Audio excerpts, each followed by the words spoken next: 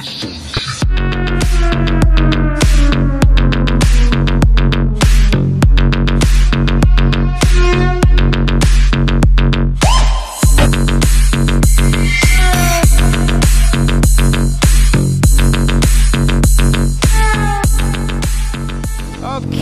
we are en route to my favorite wheelie spot right now.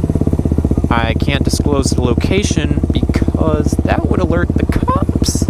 And since I've already gotten a wheelie ticket, it got dismissed.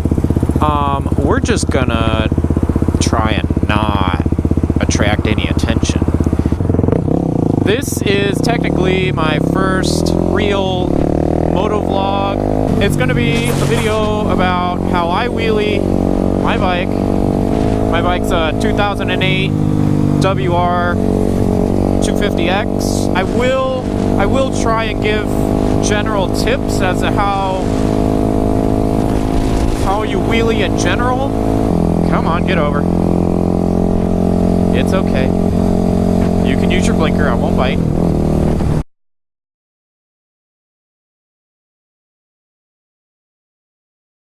My favorite gear to wheelie is second gear. Nice and brappy. It'll come right up, not too violent. 15-20 miles an hour. Sit back, just give it a little clutch pull, and then immediately after a little brap, something like that. Start around 20 miles per hour. Clutch in, throttle up, release the clutch, and then ride it out for a little bit. That's what a lot of people do. That's how you learn.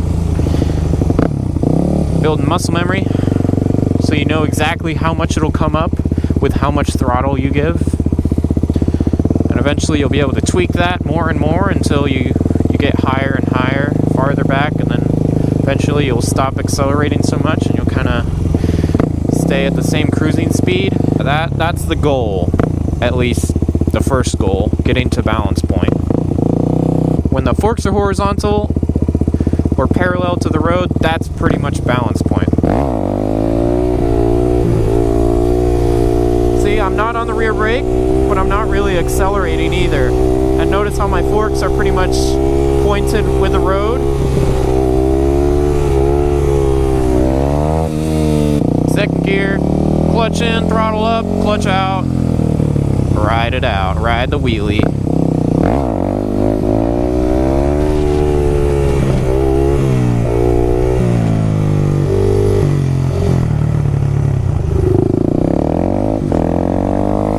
And no, I don't think I'll be scraping for you guys in this video. That is just too scary right now.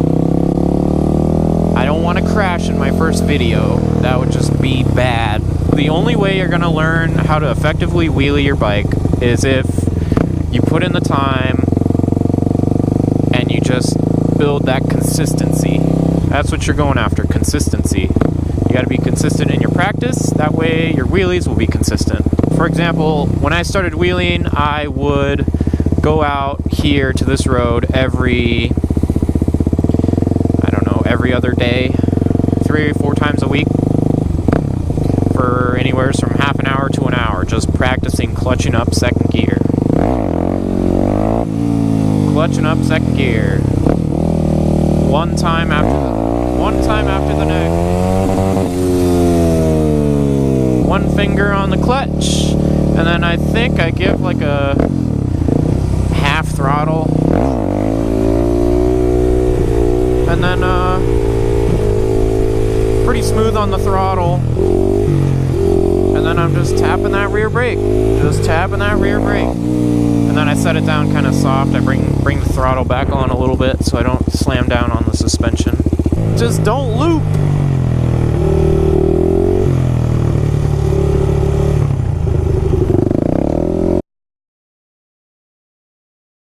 Make sure your rear brake is in good working order. Make sure you can lock it up with ease. That way, you know it'll, if you have the instinct, you'll know that it'll actually save you if you ever go too far back. A lot of people say to cover the rear brake, have that foot over the rear brake. Use it a little bit. Start dragging it a little. That's like, if you're already using it a little bit when you're in a wheelie, it's a lot easier to use it more than to start using it, because you already have a feeling of the brake going. So it's easier to just apply a little bit more pressure and then the bike will come back down. Dragging that rear brake. Dragging that rear brake.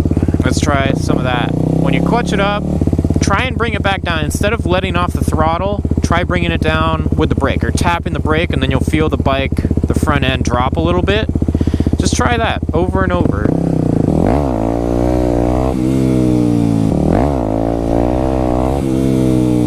See? The engine was kind of fighting the rear brake. It was like, no, I want to stay up. The rear brake's like, no, you're going down to the ground now. I'm trying to save you, you idiot. That's basically what you're trying to do. You're trying to build that muscle memory. So when they say cover that brake and know how to use it. Pretty smooth on the throttle. And then I'm just tapping that rear brake. Just tapping that rear brake. And then I set it down kind of soft. I bring the throttle back on a little bit so I don't slam down on the suspension.